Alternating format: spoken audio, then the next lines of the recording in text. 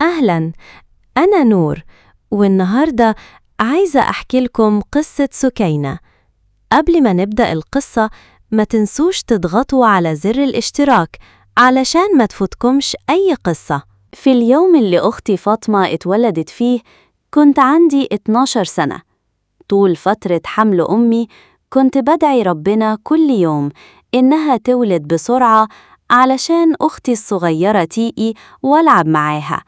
أصل لحد اليوم ده كنت بدعي ربنا كتير يرزقني بأخت تطلعني من وحدتي.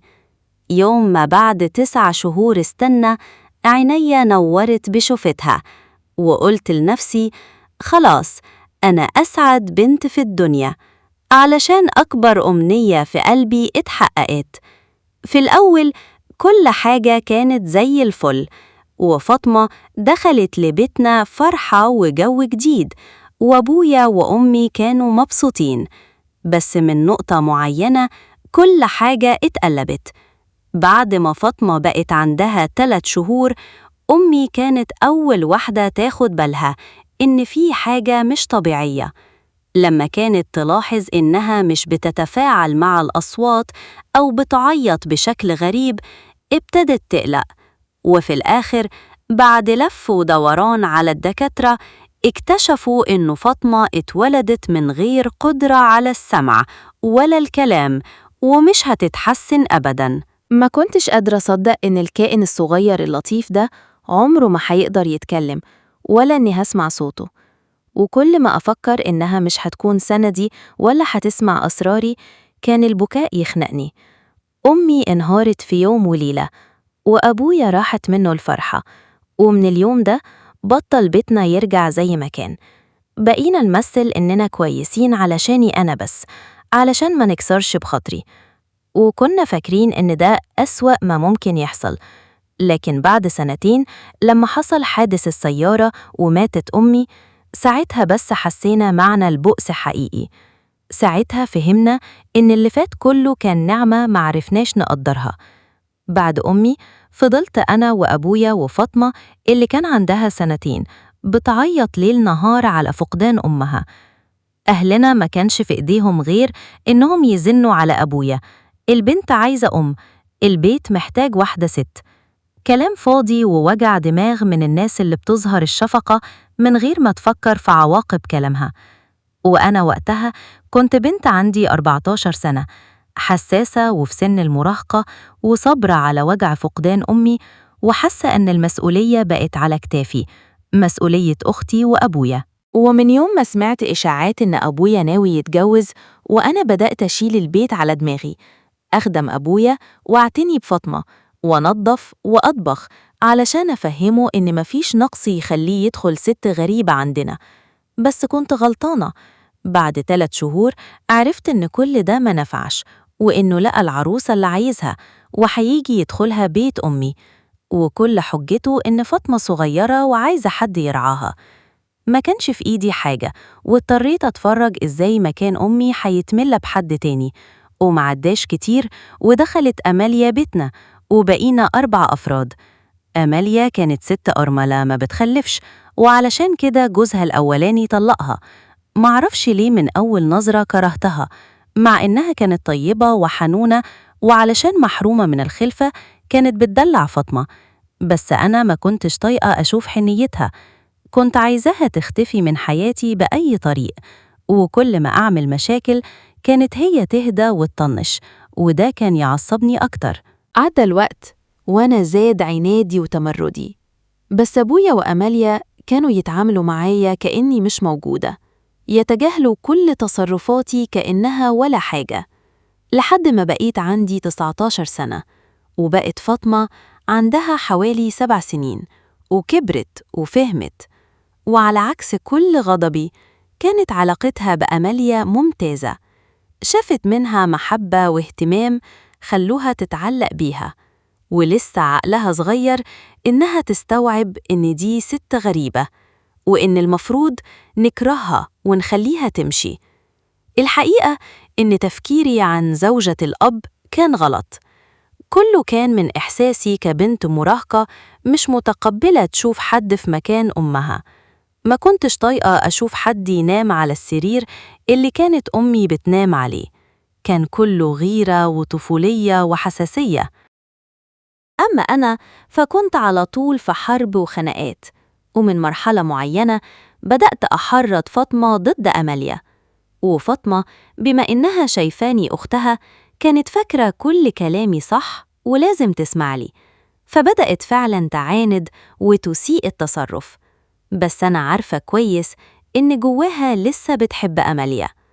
جو البيت بقى متوتر على الآخر، وأبويا وأماليا كانوا عارفين إن أنا السبب، علشان كده كانوا بيحاولوا قد ما يقدروا يفهموا فاطمة وتاخد ثقتها فيهم وما تسيبش عقلها بإيدي. بس أنا كنت لعبتي متقنة.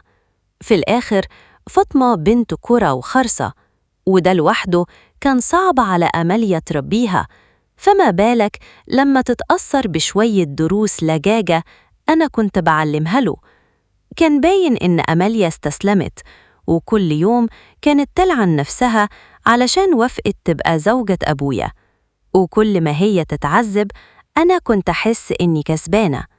ومش عارفة إيه كان ممكن يحصل لو حميد أول واحد يجي يطلبني ما دخلش بيتنا. لو ما كنتش حبيته وما فكرتش في الجواز، يا ترى لحد فين كنت هكمل الحرب دي مع أماليا؟ يوم ما بقيت عندي 20 سنة وحميد ابن منطقتنا جه مع أهله يخطبني، لأول مرة حسيت إني عايزة أشارك حياتي مع حد غير فاطمة وأبويا. من أول نظرة حسيت بحاجة ناحيته، ومش عارفة إزاي وافقت بسرعة. أبويا يا إما حب يفرحني يا حب يتخلص مني، المهم وافق واتكتب كتابي على حميد. أماليا كانت أسعد واحدة. معاها حق، أنا كنت مرمراها. فاطمة كانت فاكرة إني لما سيبها هتتبهدل مع الساحرة الشريرة، الصورة اللي أنا خليتها تشوفها. قبل فرحي بكام يوم قعدت قدامها وبالحركات والإشارات قلت لها إني مش هسيبها. قلت لها لما اتجوز هاخدها عندي ومش هخليها تقعد مع أماليا لوحدها. والغريب إني رغم كل ده لسه مش عايزة أعترف إن أماليا ست كويسة، حتى وإني داخلة على جواز وكنت محتاجة واحدة زي أمي. لسه العند مالي قلبي. المهم فترة الخطوبة عدت، وبعد الجواز سكنت في بيتنا الجديد اللي كان على بعد محلتين من بيتنا القديم. مش هقول إن حياتي مع حميد بقت أحسن بكتير، بس كفاية إني مش مضطرة أشوف أماليا وتستفزني. حميد كان شغله حر، يطلع الصبح ويرجع ساعتين الظهر وياكل ويمشي ويرجع 7 بالليل. كانت حياتي ماشية. كل همي كان فاطمة، ما كنتش عايزاها تفضل لوحدها مع أماليا بعدي. وفعلا فاطمة كانت متعلقة بيا، وأنا السبب إني كرهتها في أماليا. كانت محتاجاني أكتر، فقررت ولو حتى علشان أغيظ أماليا آخد فاطمة عندي شوية أيام. وأكتر حاجة كانت بتسليني إني عارفة قد إيه أماليا بتحب فاطمة ومتعلقة بيها، وده كان يخليني أكدها أكتر بإني آخد البنت منيها. كنت أروح لوحدي آخد فاطمة من غير ما أبص لوش أماليا، وكانت تبان زعلانة، بس طبيعتها إنها ما تعاندش. حتى وهي مقهورة ما كانتش تفتح بقها. أبويا كل ما يحاول يتكلم أقوله فاطمة عندي أهدى، وإنت ريح نفسك مع مراتك. أولها كانت الأمور ماشية كويس، كنت باخدها 3 أيام في الأسبوع، ولما أبويا وأماليا يزنوا عليا أرجعها أرجع. كم شهر الأمور مشيت كده، لكن بعدين بدأت أحس بتغيير في تصرفات فاطمة. مع إنها ما بتتكلمش كنت حاسة إنها عصبية ومتضايقة، ما كانتش تاكل ولا تضحك زي قبل. ولما كنت أروح أخدها من بيت أبويا ساعات كنت أحس إنها مش عايزة تيجي معايا. في الأول قلت يمكن مش طايقة أماليا، بس لما لقيت العصبية بتزيد عندي في البيت أنا فهمت إن المشكلة مش فيها، خصوصاً لما حميد يدخل البيت. أول ما تشوفه تبتدي تتوتر وتعيط بطريقتها، وكانت ترفع صوتها كأنها بتحاول تصرخ، بس لسانها المربوط ما كانش يسعفها. ما كنتش فاهمة إيه اللي جرالها. كنت أقرب منها، أقعد قدامها، أمسك إيديها ودلعها وحاول أهديها، بس طول ما حميد موجود في الأوضة كانت تفضل على حالها وتتبهدل. كنت متأكدة إنها عايزة تقول حاجة، بس مش قادرة. قعدت أشك، يمكن بتخاف منه، يمكن هو السبب. لحد ما في ليلة وفاطمة نايمة عندنا زي كل مرة، صحيت نص الليل بصداع قاتل. مديت إيدي على دماغي ونزلت من السرير. خرجت من الأوضة ومن غير ما أفكر رجلي ودتني على أوضة فاطمة. يا ريتني مت، يا ريت عمري ما شفت المنظر ده. اللحظة دي ما كنتش بس شاهد على أفظع مشهد في حياتي، كنت بشوف نتيجة غبائي، نتيجة لجوبتي، نتيجة الحرب الفاضية اللي من أول يوم عملتها مع أماليا. وكل ده وقع على دماغي أنا وأختي. يا ريتني مت قبل ما أشوف المنظر ده. نفسي اتحبس، وفهمت وقتها هيجان فاطمة ليه، وعرفت حقيقة رعشتها وقلقها. في ثانية اتحول كل كياني لغضب، وهجمت على حميد. شديته من ورا وصرخت. فاطمة أول ما شافتني عينها نورت، كأن الحياة رجعت لها، وهي بتعيط ومرعوبة. وأنا ضربت حميد بكل قوتي، بإيديا وبرجليا، وهو زقني وهرب. جريت على فاطمة، حضنتها وبوستها وأنا بقول لها سامحيني، سامحيني يا روحي. كنا احنا الاتنين بنعيط. كنت أبوس إيديها وأقول لها إني غلطت، إني ما كنتش واخدة بالي، وإنها تعذبت بسببي. في نفس الليلة حميد اختفى، وأنا كنت غرقانة في المصيبة لدرجة ما خدتش بالي إنه هرب. اتصلت بابويا، جه فوراً، حكيت له كل حاجة، والعلقة اللي أخدتها منه كانت أقل حاجة أستحقها، لأني أنا وبس السبب. أنا اللي ضيعت أختي، أنا اللي سحبتها لحرب ملهاش معنى علشان عناد وغيرتي من أماليا. ما كانش المفروض أمل دماغ فاطمة بسموم غبائي، ما كانش المفروض أخليها وسيلة انتقامي.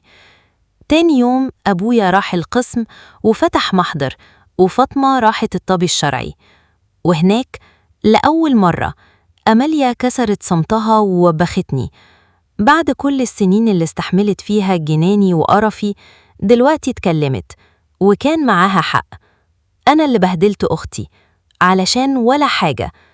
الحمد لله فاطمة ما أخدتش أذى جسدي خطير ولسه سليمة، لكن الأذى اللي حميد سببه الروح ونفسية أختي البريئة كان ما يتصلحش. فاطمة قعدت شهور مكتئبة ومنطوية، وما بقتش تسمح لحد يقرب لها غير أميليا، حتى أنا أختي. هو أنا أي أخت؟ أنا كنت الأخت الأنانية اللي دمرت حياة فاطمة أكتر من أي حد. كان عندها حق تبعد عني وما تخلينيش جنبها. بعد شهرين من اختفائه أبويا أخيراً لقاه وبلغ عنه الشرطة. وفي الأيام اللي كان فيها حميد محبوس أنا خدت طلاق غيابي، وقررت أرجع البيت اللي كله كان بيلومني، بس المهم مرجعش البيت اللي وسخ سمعتي وحياة أختي. أبويا قعد يجري ورا قضية حميد فترة، وبعد 6 شهور حبس خرج حميد، وعلشان العار اللي سببه لأهله مشي هو وأسرته من المنطقة للأبد. أميليا في الأيام السودة دي كانت الوحيدة اللي وهبت ليلها ونهارها لفاطمة علشان ترجع تقف على رجليها. وأنا كنت الإنسانة اللي تأنيب الضمير بقى كابوسها في كل لحظة. يلعن غبائي، يلعن اللجب والغل اللي خربوا بيتي. فاطمة واحدة واحدة بدأت تتحسن، وأنا حاولت أصلح اللي باظ، أحاول أثبت للكل قد إيه ندمانة وقد إيه موجوعة. وفي الآخر أميليا، وبرضو أميليا، هي اللي رجعتني لحضن أبويا وفاطمة. لو ما كانتش اتدخلت أبويا عمره ما كان هينطق اسمي تاني. هي اللي خلتهم يسامحوني ويدوني فرصة من جديد. دلوقتي بفهم، أمي بعد ما ماتت ربنا بعت لنا أميليا في طريقنا علشان ما يسيبناش نضيع، علشان نعرف إن في حد لسه بيحبنا وواقف جنبنا. أميليا كانت ملاك، بس للأسف أنا فهمت ده متأخر جداً، بعد ما هديت حياتي وحياة أختي. النهاردة بقاله 2 على اللي حصل، وأقدر أقول إن تقريباً كل حاجة بقت أحسن. بقينا عيلة حقيقية، وبقينا في سلام، مع إن ضميري لسه بيأنبني ولسه بخاف من بكرة. بخاف ليكون فاطمة من جواها لسه ما سامحتنيش ولسه مش واثقة فيا، ولو كده عندها ألف حق. ساعات الإنسان بأنانيته بيدوس على أغلى ناس عنده من غير ما يفكر لحظة، بالظبط زي ما أنا عملت. بقاله كتير أمي ما بتزورنيش في المنام، عارفة إنها زعلانة مني علشان ما كنتش أمينة على أمانتها، علشان تصرفت بحماقة ووجعت الناس اللي بتحبني. بس عندي أمل فاطمة تسامحني من قلبها، وأمي في يوم تجيلي في الحلم وتبصلي وتبتسم.